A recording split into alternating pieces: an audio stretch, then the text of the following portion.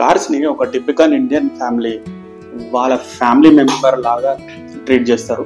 అయితే మా దగ్గరికి వీళ్ళ కారు వచ్చినప్పుడు మేము కూడా ఈ కార్లని కళ్ళల్లో పెట్టుకొని చూడాల్సి వస్తుంది అనమాట.